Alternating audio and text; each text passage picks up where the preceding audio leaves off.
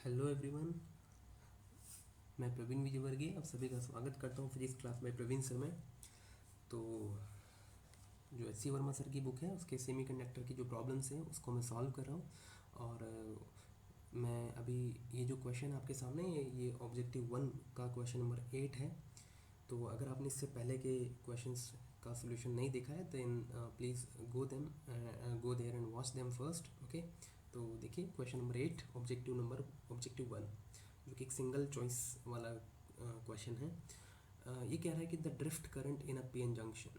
तो drift current के बारे में बात कर रहा है ये। In a PN junction is from n side to the p side, second option from p side to the n side, the third option is the from the n side to the p side of the junction is forward biased, and in the opposite direction if it is reverse biased, and the last option is from the p side to the n side if the junction is forward biased, and in the opposite direction if it is reverse biased. So देखिए ये जो question है इसका solution है actually अगर आपने question number 7 किया हुआ है तो आप उसके सोल्यूशन को पहले जा करके देखें।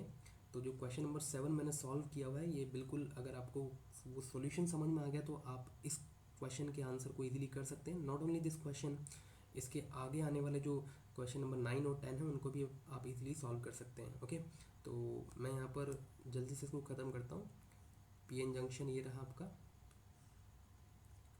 ये पी और ये हो गया आपका एन।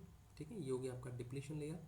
अब इसके पहले वाले वीडियो जो क्वेश्चन नंबर 7 है उसमें मैं आपको सारी चीज़ें एक्सप्लेन कर चुका हूँ कि ड्रिफ्ट करंट क्या होती है, कि यहाँ पर जो इलेक्ट्रॉन होल पेयर जनरेट हो रहे हैं ओके वो इलेक्ट्रिक फील्ड की वजह से जो इलेक्ट्रिक फील्ड की डायरेक्शन एन से पी की तरफ होती है डिप्लीशन लेयर में, तो जो इलेक्ट्रॉन्स होंगे वो इलेक्ट्रिक फील्ड के अपोजिट जाएंगे और होल्स जाएंगे इस तरफ। तो इनकी वजह से जो करंट आएगी उसको हम बोलते हैं डिप्लीशन ड्रिफ्ट करंट। तो ड्रिफ्ट करंट की जो डायरेक्शन होती है चूँकि इलेक्ट्रॉन इस तरफ जा रहे हैं और होल्स इस तरफ जा रहे हैं ओके तो जो ड्रिफ्ट करंट की डायरेक्शन आ जाएगी यहाँ पर वो आ जाएगी यहाँ पर किधर से किधर इलेक्ट्रॉन के फ्लो के अपोजिट, दैट इज चूँकि इलेक्ट्रॉन पी से एन जा रहे हैं तो ड्रिफ्ट करंट आ जाएगी एन से पी। ठीक है ओके, तो इट्स वेरी सिंपल दैट जो ड्रिफ्ट करंट होगा उसकी डायरेक्शन आ रही है किधर से किधर एन से पी की तरफ। अगर आपने इससे पहले वाला वीडियो नहीं देखा है देन इट्स माय रिक्वेस्ट कि प्लीज़ उस वीडियो को ज़रूर देखें, क्योंकि मैंने इस क्वेश्चन को सॉल्व करते वक्त डायरेक्ट उसी का ही रिज़ल्ट को यूज़ किया हुआ है। तो प्लीज़ उस वीडियो को ज़रूर देखें, क्वेश्चन नंबर 7 ऑब्जेक्टिव 1 ओके। तो इसका जो डायरेक्ट ऑप्शन आप लिख सकते हैं वो हो जाएगा option number A. Yes okay, चलिए इसके बाद देखिए क्वेश्चन नंबर 9 वो भी बिल्कुल क्वेश्चन नंबर 7 की थ्योरी के ऊपर बेस्ड है। इसमें पूछा गया डिफ्यूजन करंट के बारे में आपसे पूछा जा रहा है। The diffusion current in a PN junction is, options are from the N side to the P side, from P side to the N side, from the n side to the p side of the junction is forward biased, and in the opposite direction if it is reverse biased, and the last option is from the p side to the n side if the junction is forward biased, and in the opposite direction if it is reverse biased. So again मैं फिर से question number 7 का जो result है उसी को use कर रहा हूँ। तो इट्स माय रिक्वेस्ट कि पहले प्लीज़ इसको सॉल्व करने से पहले आप क्वेश्चन नंबर 7 का सोल्यूशन एक बार ज़रूर देख लें। यस, तो डिफ्यूजन करंट क्यों फ्लो होता है? Due to the concentration gradient. मैं यहाँ पर ये जरूर मेंशन कर देता हूँ, due to concentration gradient.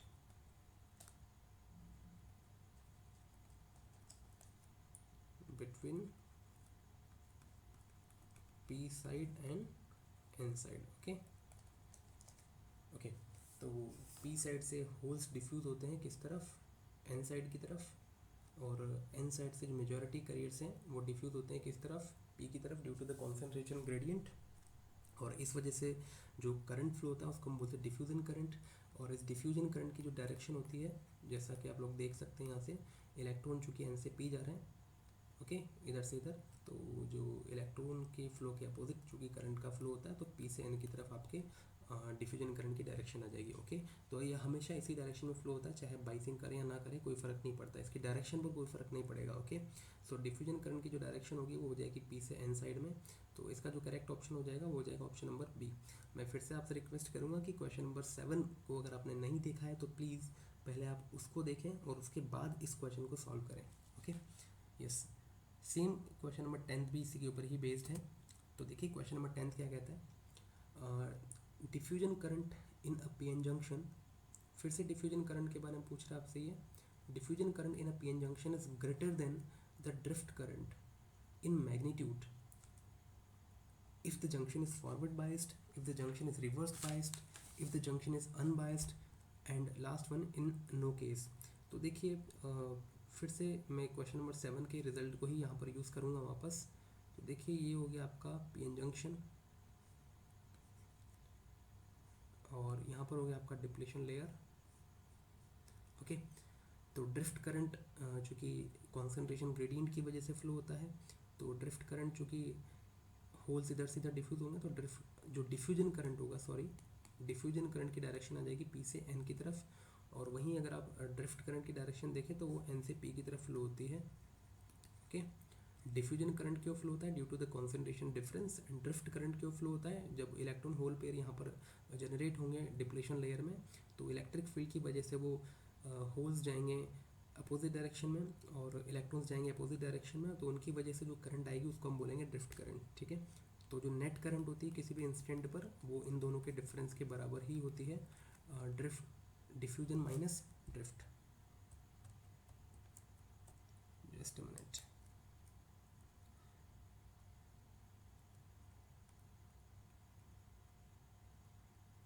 Yes,